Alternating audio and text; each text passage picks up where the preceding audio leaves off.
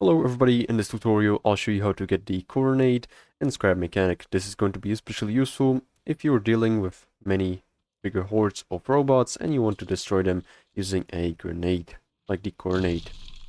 So the first thing you'll need to do is gather some red beads, make them into a container inside of the picking station, and to get these red beads you'll need to complete the grow lab 2.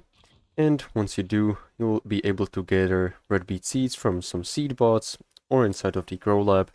And once you do, go ahead and bring the package to the hideout, use the delivery button, and now inside of the hideout, as you can see, you want to go ahead and click on deposit, and this is going to unlock the Cornade. Now you can find it inside of craftbot, inside of consumables, and these are the parts that you'll need to craft it.